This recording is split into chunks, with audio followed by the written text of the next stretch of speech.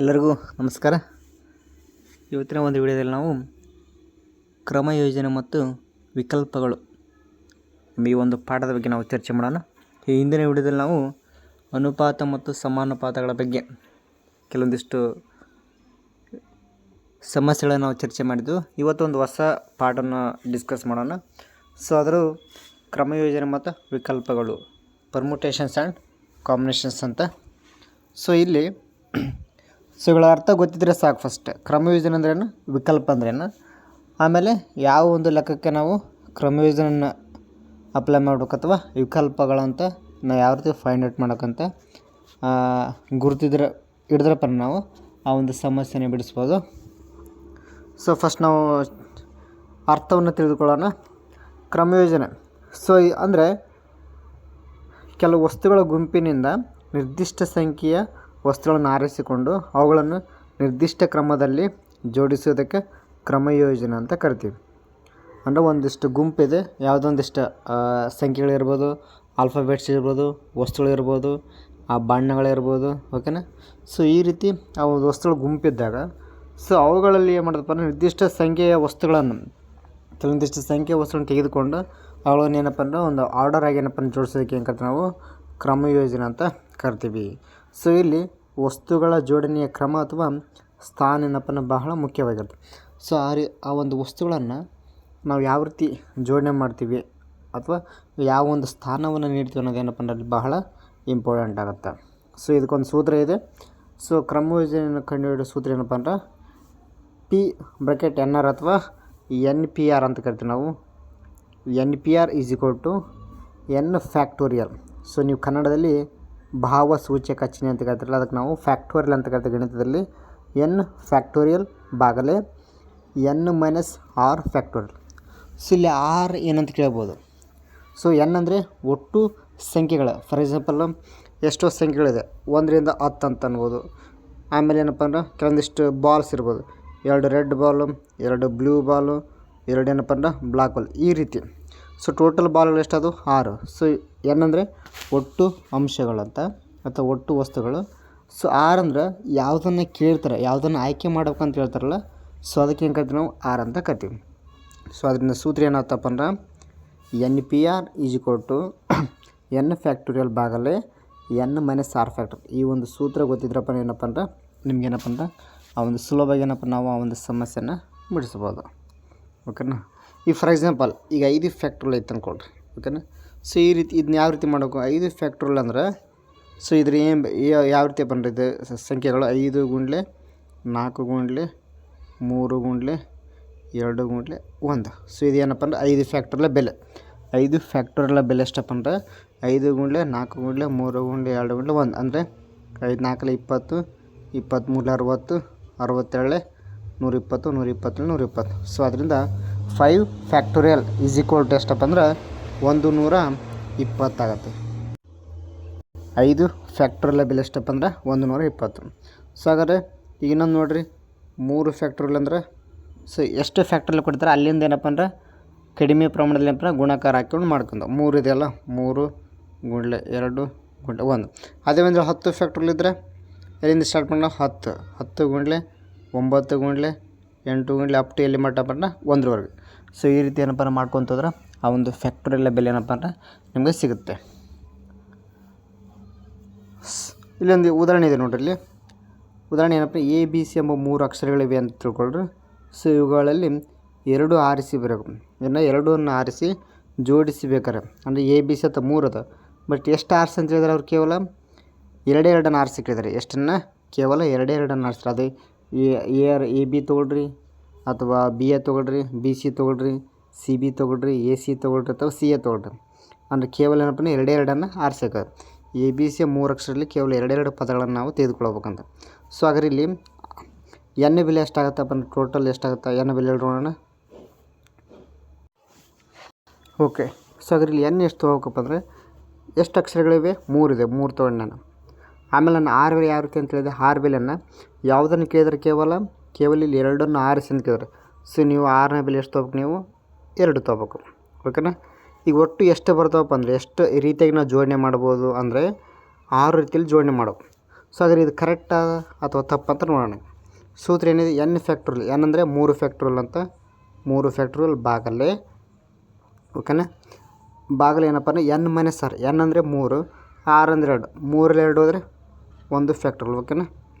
ಈಜಿಕೊಟ್ಟು 3 factorial ಅಂದರೆ 3 ಗುಂಡ್ಲೆ 2 ಗುಂಡ್ಲೆ 1, 1 factorial ಒಂದಷ್ಟು, ಈ ಒಂದು ಕ್ಯಾನ್ಸಲ್, 3 6. ಓಕೆನಾ. 6 ಬಂತ.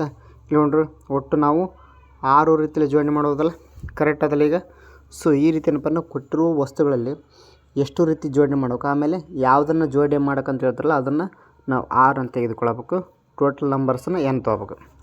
ಭಾಳ ಸಿಂಪಲ್ ಇದೆ. ಸೊ ಹಾಗಾದರೆ ನೆಕ್ಸ್ಟ್ ಬರೋದೇನಪ್ಪ ಅಂದ್ರೆ ವಿಕಲ್ಪಗಳು, ಕಾಂಬಿನೇಷನ್ಸ್ ಅಂತ. ಅಂದರೆ ಕೊಟ್ಟಿರುವ ಸಂಖ್ಯೆಗಳೆಲ್ಲ ರ್ಯಾಂಡಮಾಗಿ ನಾವು ತೆಗೆದುಕೊಳ್ತೀವಲ್ಲ, ಅದಕ್ಕೆ ಏನು ಕರಿತೀವಿ ನಾವು ಕ್ರಮಯೋಜನೆ ಅಂತ ಕರಿತೀವಿ. ಬಟ್ ಇಲ್ಲಿ ಏನಪ್ಪ ಅಂದ್ರೆ ಕೆಲವು ವಸ್ತುಗಳ ಗುಂಪಿನಿಂದ ನಿರ್ದಿಷ್ಟ ಸಂಖ್ಯೆ ರ್ಯಾಂಡಮಾಗಿ ತೆಗೆದುಕೊಳ್ಳೋಕೆ ಏನು ಕರಿತೀವಿ ನಾವು ಕ್ರಮಯೋಜನೆ ಅಂತ ಕರಿತೀವಿ. ಬಟ್ ಪರ್ಟಿಕ್ಯುಲರ್ ಆಗಿಯೇ ತೆಗೆದುಕೊಳ್ತೀವಲ್ಲ, ಅದಕ್ಕೆ ಏನು ಕರಿತೀವಿ ನಾವು ಕಾಂಬಿನೇಷನ್ಸ್ ಅಥವಾ ವಿಕಲ್ಪಗಳಂತ ಕರಿತೀವಿ. ಆದ್ದರಿಂದ ಕೆಲವು ವಸ್ತುಗಳ ಗುಂಪಿನಿಂದ ನಿರ್ದಿಷ್ಟ ಸಂಖ್ಯೆಯ ವಸ್ತುಗಳನ್ನು ಕೇವಲ ಆಯ್ಕೆ ಮಾಡೋದಕ್ಕೆ ವಿಕಲ್ಪ ಏನಂತಾರೆ. ಇಲ್ಲಿ ವಸ್ತುಗಳ ಜೋಡಣೆಯ ಕ್ರಮಕ್ಕೆ ಪ್ರಾಮುಖ್ಯತೆ ಇರೋದಿಲ್ಲ. ಅಂದರೆ ವಸ್ತುಗಳನ್ನು ನೀವು ಯಾವ ರೀತಿ ಜೋಡಣೆ ಮಾಡ್ತೀರ ಅದಕ್ಕೆ ಇಂಪಾರ್ಟೆನ್ಸ್ ಇಲ್ಲ, ಬಟ್ ಯಾವುದನ್ನು ಏನಪ್ಪ ಅಂದ್ರೆ ಜೋಡಿಸ್ತೀರ ಅದು ಭಾಳ ಇಂಪಾರ್ಟೆಂಟ್. ಆದ್ದರಿಂದ ಇಲ್ಲಿ ಇದಕ್ಕೂ ಕೂಡ ಸೂತ್ರ ಇದೆ, NCR = n ಫ್ಯಾಕ್ಟೋರಿಯಲ್ ಬಾಗಲೇ r factorial bracket n minus r bracket factorial ಅಂತ. ಸೊ ವಿಕಲ್ಪಗಳನ್ನು ಕಂಡುಹಿಡಿಯೋ ಸೂತ್ರ ಏನಪ್ಪ ಅಂದ್ರೆ n ಫ್ಯಾಕ್ಟೋರಿಯಲ್ ಬಾಗಲೇ r factorial into n minus r factorial ಅಂತ. ಸೊ ಈ ಒಂದು ಸೂತ್ರಗಳು ಗೊತ್ತಿದ್ರಪ್ಪ ಅಂದ್ರೆ ನಿಮ್ಗೆ ಏನಪ್ಪ ಅಂದ್ರೆ ಸುಲಭವಾಗಿ ನಾವು ಬಿಡಿಸ್ಬೋದು. ಸೊ ಇಲ್ಲೊಂದು ಉದಾಹರಣೆ ಕೊಟ್ಟಿದ್ದಾರೆ. ಏನು ಕೊಟ್ಟಿದ್ದಾರೆ, ಒಂದು ತರಗತಿಯಲ್ಲಿ 10 ವಿದ್ಯಾರ್ಥಿಗಳಿದಾರಂತ. ಸೊ ಅವಾಗ ಏನಪ್ಪ ಅಂದರೆ ವಿಕಲ್ಪಗಳು ಅಥವಾ ಕಾಂಬಿನೇಷನ್ ಏನು ವ್ಯತ್ಯಾಸ, ಯಾವ ರೀತಿ ಫೈಂಡ್ ಔಟ್ ಮಾಡೋಕ್ಕಂತ. ಆ 10 ಜನರಲ್ಲಿ ಇಬ್ಬರನ್ನು ಒಂದು ಪ್ರವಾಸಕ್ಕೆ ಆರಿಸಬೇಕಾದರೆ, ಅಂದರೆ ಪರ್ಟಿಕ್ಯುಲರ್ ಹೇಳಿದ್ರೆ ಇಬ್ಬರನ್ನು ಮಾತ್ರ ಆಯ್ಕೆ ಮಾಡಿರಿ, ಇಬ್ಬರನ್ನು ಆರಿಸಬೇಕಾದ್ರೆ ಅದು ವಿಕಲ್ಪ. ಯಾರು ಮೊದಲು ಎಂಬುದೇನಪ್ಪ ಮುಖ್ಯ ಅಲ್ಲ. ನೀವು ಯಾರನ್ನ ಫಸ್ಟ್ ಆಯ್ಕೆ ಮಾಡಿರಿ, ಇಬ್ಬರು ಹುಡುಗರು ಇರ್ತಾರೆ, ಅದರಲ್ಲಿ ಯಾರನ್ನ ಫಸ್ಟ್ ಆಯ್ಕೆ ಮಾಡ್ತೀರಿ ಅನ್ನೋದು ಇಂಪಾರ್ಟೆಂಟ್ ಅಲ್ಲ, ಬಟ್ ಟೋಟಲ್ ಇಬ್ಬರನ್ನ ಆಯ್ಕೆ ಮಾಡೋದಂತ. ಸೊ ಇದಕ್ಕೆ ನಾವು ವಿಕಲ್ಪ ಅಂತ ಕರಿತೀವಿ. ಬಟ್ ಕ್ರಮಯೋಜನೆ ಅಂತ ಬಂದಾಗ ಏನಪ್ಪ ಅಂದರೆ ಆ 10 ಜನರಲ್ಲಿ ಒಬ್ಬರನ್ನು ನಾಯಕರು ಮತ್ತು ಇನ್ನೊಬ್ಬರು ಏನಪ್ಪ ಅಂದ್ರೆ ಉಪನಾಯಕರು ಎಂದು ಆರಿಸಬೇಕಾದ್ರೆ ಅದು ಕ್ರಮಯೋಜನೆ.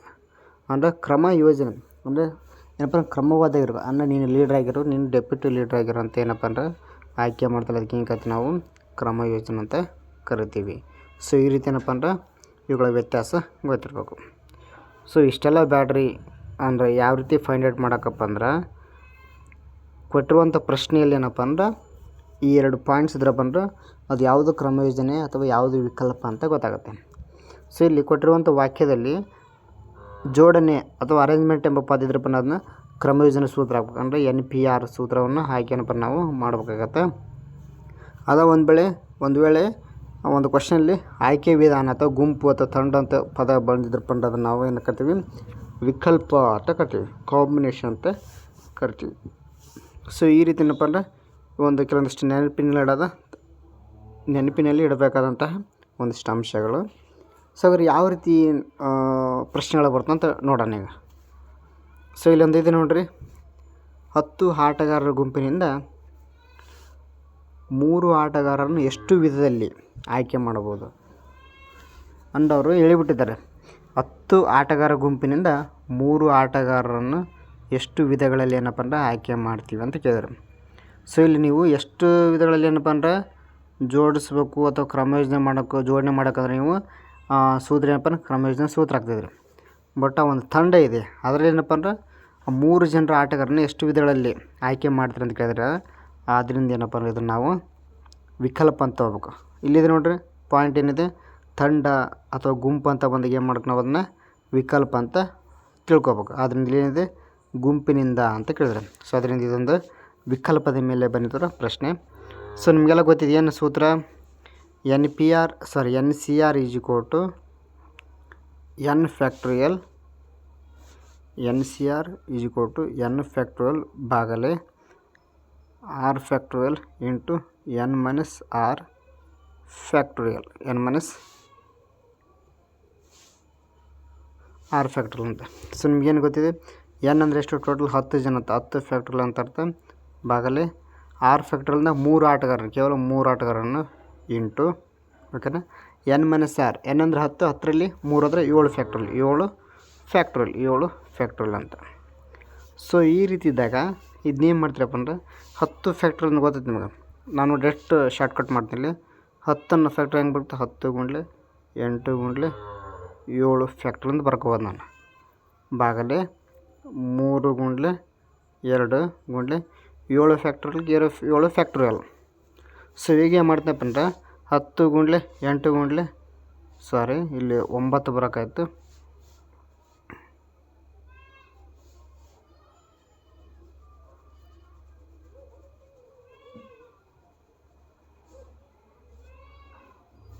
ಹತ್ತು ಗುಂಡ್ಲೆ 9 ಗುಂಡ್ಲೆ 8 ಗುಂಡ್ಲೆ 7 ಫ್ಯಾಕ್ಟ್ರಲ್ ಓಕೆನಾ. ಸೊ ಇವಾಗ ನಾ ಏನು ಮಾಡಿದೆ, ಈ 7 ಫ್ಯಾಕ್ಟ್ರಲ್ ಕ್ಯಾನ್ಸಲ್ ಆಯಿತಾ. ಓಕೆನಾ. ಈಗ ಉಳಿದೇನಪ್ಪ ಅಂದ್ರೆ 10 9 8 ಮೇಲ್ಗಡೆ ಇಲ್ಲಿ ಏನಪ್ಪ ಅಂದ್ರೆ 3 2 ಅಂತ 3 1 3 ಲೆಕ್ಕ ಕಟ್ ತೊಡ್ತೀನಿ ನಾನು. 2 1 2 4 ಓಕೆನಾ. ಸ್ವಲ್ಪ ಕನ್ಫ್ಯೂಸ್ ಆಗುತ್ತೆ ನಿಮಗೆ. ಇಲ್ಲಿ ಮೇಲ್ಗಡೆ ಏನು ಉಳಿದಪ್ಪ ಅಂದ್ರೆ 10 ಉಳಿತಾ, ಆಮೇಲೆ 3 ಉಳಿತಾ, ಇಲ್ಲಿ 4 ಉಳಿತಾ. 10 3 30 34 120 ಅಂದರೆ ಆ 3 ಆಟಗಾರರನ್ನು ಎಷ್ಟು ವಿಧಗಳಲ್ಲಿ ಜೋಡಿಸ್ಬೋದು ಆಯ್ಕೆ ಮಾಡೋದು ನಾವು. ಅಂದರೆ 120 ವಿಧಗಳಲ್ಲಿ ಏನಪ್ಪ ಅಂದ್ರೆ ಆ ಒಂದು ವಿದ್ಯಾರ್ಥಿಗಳನ್ನು ಅಥವಾ ಆ ಆಟಗಾರನ ಏನಪ್ಪ ನಾವು ಆಯ್ಕೆ ಮಾಡ್ಬೋದು ಅಂತ ಅರ್ಥ. ಸೊ ಇನ್ನೊಮ್ಮೆ ನೋಡ್ರಿ, 10 ಫ್ಯಾಕ್ಟ್ರಲ್ನ 10 9 10 ಗುಂಡ್ಲೆ 9 ಗುಂಡ್ಲೆ 8 ಗುಂಡ್ಲೆ 7 7 ಗುಂಡ್ಲೆ 6 5 ಬರ್ಬೋದು. 7 ಫ್ಯಾಕ್ಟ್ರಲ್ ಸಾಕು. ಕೆಳಗಡೆ ಏನಪ್ಪ ಅಂದ್ರೆ 3 ಫ್ಯಾಕ್ಟ್ರಲ್ನ 3 ಗುಂಡ್ಲೆ 2 ಗುಂಡ್ಲೆ 1 ಇಂಟು 7 ಫ್ಯಾಕ್ಟ್ರಲ್. ಸೊ ಇಲ್ಲಿ ನಾ ಏನು ಮಾಡ್ತಪ್ಪ ಇದನ್ನು ಕಟ್ತಾ ಬಿಡ್ತೀನಿ. 7 ಫ್ಯಾಕ್ಟ್ರಲ್ ಕ್ಯಾನ್ಸಲ್ ಆಗುತ್ತೆ.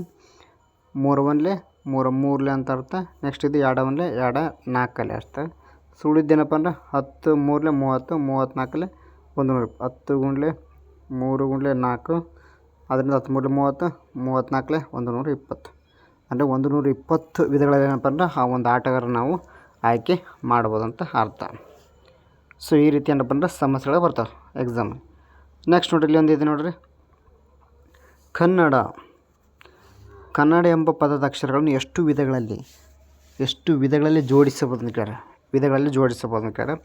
ಬಟ್ ನಾವು ನೇರವಾಗಿ ಏನಪ್ಪ ಅಂದ್ರೆ ಮಾಡ್ಬೋದಿತ್ತು. ಬಟ್ ಎನ್ ಅಂತ ತೊಗೊಂಡಾಗ ಏನು ತೊಗೊಂಡ್ರೆ ನೀವು ಒಟ್ಟು ಎಷ್ಟು ಪದಗಳದವ, KANNAND ಅಂದರೆ ಟೋಟಲ್ 7 ಪದಗಳದವ. ಓಕೆ, ಎನ್ ಆಯ್ತು. ಸೊ ಹಾಗಾದ್ರೆ 6 ತೊಗೋಬೇಕು ನಾವು. 6 ಇಲ್ಲಿ ನಾವು 2 ರೀತಿ ತೊಗೋಬೇಕು ನಾವು. ಸೊ ಇಲ್ಲಿ ಎ ನೋಡ್ರಿ, ಎ ಎಷ್ಟು ಸಾರಿ ರಿಪೀಟ್ ಆಗಿದೆ, 1 2 3. ಎ ಎಂಬುದು 3 ಸಾರಿ ರಿಪೀಟ್ ಆಗಿದೆ, ಆದ್ದರಿಂದ 3 ಫ್ಯಾಕ್ಟ್ರಿ ಅಂತ ತೊಗೋಬೇಕು. ಆಮೇಲೆ ಎನ್ ನೋಡ್ರಿ, ಎನ್ ಎಷ್ಟು ಸಾರಿ ರಿಪೀಟ್ ಆಗಿದೆ, 2 ಸಾರಿ ರಿಪೀಟ್ ಆಗಿದೆ, ಆದ್ದರಿಂದ 2 ಫ್ಯಾಕ್ಟ್ರಲ್ ಅಂತ ತೊಗೋಬೇಕು. ಓಕೆನಾ.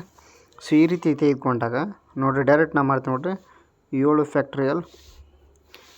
ಫ್ಯಾಕ್ಟ್ರಿಯಲ್ ಅಂದರೆ 7 ಗುಂಡ್ಲೆ 6 ಗುಂಡ್ಲೆ 5 ಗುಂಡ್ಲೆ 4 ಗುಂಡ್ಲೆ 3 ಫ್ಯಾಕ್ಟ್ರಿಯಲ್.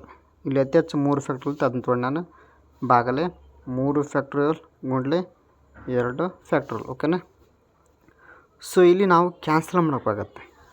ಈ 3 ಫ್ಯಾಕ್ಟ್ರಿಯಲ್ ಕ್ಯಾನ್ಸಲ್ ಆಯಿತು. ಓಕೆನಾ. ನೆಕ್ಸ್ಟ್ ಏನಪ್ಪ ಅಂದ್ರೆ 2 ಫ್ಯಾಕ್ಟ್ರಿಯಲ್ 2 1 2 ಅಂದರೆ 2 1 2 2 ಓಕೆನಾ 4. ಉಳಿದಿದ್ದೇನಪ್ಪ ಅಂದ್ರೆ 7 ಗುಂಡ್ಲೆ 6 ಗುಂಡ್ಲೆ 5 ಗುಂಡ್ಲೆ 2 ಓಕೆನಾ. ಗುಣಿಸ್ರೀಗ 5 2 10 ಓಕೆನಾ. 10 6 60 67 420 ಓಕೆನಾ. ಎಷ್ಟು ಸಿಂಪಲ್ ಇದೆ ನೋಡ್ರಿ. 7 ಫ್ಯಾಕ್ಟ್ರಿಯಲ್ ಅಂದರೆ 7 ಗುಂಡ್ಲೆ 6 ಗುಂಡ್ಲೆ 5 ಗುಂಡ್ಲೆ 4 ಗುಂಡ್ಲೆ 3 ಫ್ಯಾಕ್ಟ್ರಿಯಲ್. 3 ಫ್ಯಾಕ್ಟ್ರಿಯಲ್ ಎದಕ್ಕೆ ಬರ್ಕೊಂಡಪ್ಪ ಅಂದರೆ ಕೆಳಗಡೆ ಛೇದದಲ್ಲಿ 3 ಫ್ಯಾಕ್ಟ್ರಿಯಲ್ ದೊಡ್ಡದಿದೆ, ಆದ್ದರಿಂದ 3 ಫ್ಯಾಕ್ಟ್ರಿಯಲ್ ಅಂತ ಬರ್ಕೊಂಡೆ. ಬಾಗಲೇ 3 ಅಂದರೆ 3 ಸಾರಿ ರಿಪೀಟ್ ಆಗಿದೆ, ಆದ್ದರಿಂದ 3 ಫ್ಯಾಕ್ಟ್ರಿಯಲ್. ಓಕೆನಾ. ಅದು 3 ಫ್ಯಾಕ್ಟ್ರಿಯಲ್ ಅಂದರೆ 3 ಗುಂಡ್ಲೆ 2 ಗುಂಡ್ಲೆ ಅಂತ ಅರ್ಥ. ಇದು ಕ್ಯಾನ್ಸಲ್. ನೆಕ್ಸ್ಟ್ 2 ಫ್ಯಾಕ್ಟ್ರಿಯಲ್ ಅಂದರೆ 2 ಗುಂಡ್ಲೆ 1 2 2 1 2 2 ಅಂತ ಅರ್ಥ. ಉಳಿದಿದ್ದು 7 ಗುಂಡ್ಲೆ 6 ಗುಂಡ್ಲೆ 5 ಗುಂಡ್ಲೆ 2, ಅದರಿಂದ 5 10 10 60 67 420 ಅಂದರೆ ಆ ಒಂದು ಅಕ್ಷರಗಳನ್ನು ನೆನಪು ಎಷ್ಟು ವಿಧಗಳಲ್ಲಿ ಜೋಡಿಸ್ಬೋದು ಅಂದರೆ 420 ವಿಧಗಳಲ್ಲಿ ಏನಪ್ಪ ಅಂದರೆ ಈ ಒಂದು ಅಕ್ಷರಗಳನ್ನು ನಾವು ಜೋಡಿಸ್ಬೋದು ಅಂತ ನಾವು ಅರ್ಥ. ಸೊ ಈ ರೀತಿ ಏನಪ್ಪ ಅಂದರೆ ಎಕ್ಸಾಮಲ್ಲಿ ಪ್ರಶ್ನೆಗಳು ಬರ್ತವೆ. ಸೊ ಒಂದೇನಪ್ಪ ಅಂದ್ರೆ ಕೊಟ್ಟಿರೋ ಪ್ರಶ್ನೆಗಳಲ್ಲಿ ಯಾವುದು ವಿಕಲ್ಪ ಮತ್ತು ಯಾವುದು ಕ್ರಮ ಯೋಜನೆ ಅಂತ ತಿಳಿದುಕೊಳ್ಬೇಕು. ನಾನು ಹೇಳಿದ ಆಲ್ರೆಡಿ ಏನಪ್ಪ ಅಂದರೆ ವಿಕಲ್ಪ ಅಂತ ಫೈಂಡ್ ಔಟ್ ಮಾಡೋಕ್ಕಾರೆ ಅದೇನಪ್ಪ ಒಂದು ಗುಂಪು ಅಥವಾ ತಂಡ ಅಂತಿರುತ್ತೆ. ಒಂದು ವೇಳೆ ಕ್ರಮ ಯೋಜನೆ ಆಗಿದ್ರಪ್ಪ ಅನ್ನೋದು ಜೋಡಣೆ ಅಂತ ಇರ್ತೈತೆ. ಅರೇಂಜ್ಮೆಂಟ್ ಯಾವ ರೀತಿ ಮಾಡ್ಬೇಕಂತ ಇದ್ರಪ್ಪ ಅನ್ನೋದು ಕ್ರಮ ಯೋಜನೆ ಅಂತ ಅರ್ಥ. ಸೊ ಇದ್ರ ಮೇಲೆ ಏನಪ್ಪ ಅಂದರೆ ಇನ್ನೂ ಹೆಚ್ಚಿನ ಒಂದು ಪ್ರಾಬ್ಲಮ್ಗಳನ್ನು ಬಿಡಿಸ್ತಾ ಹೋಗೋಣ. ಅವಾಗ ಏನಪ್ಪ ಅಂದ್ರೆ ನಮಗೆ ಈಸಿ ಆಗುತ್ತೆ. ಸೊ ಇಲ್ಲಿಗೇನಪ್ಪ ಅಂದ್ರೆ ಇಷ್ಟು ಸಾಕು ಮಾಡೋಣ. ಮುಂದಿನ ವೀಡಿಯೋದಲ್ಲಿ ಏನಪ್ಪ ಅಂದ್ರೆ ಇನ್ನೂ ಹೆಚ್ಚಿನ ಸಮಸ್ಯೆಗಳನ್ನು ಚರ್ಚೆ ಮಾಡೋಣ. ನಮಸ್ಕಾರಗಳು.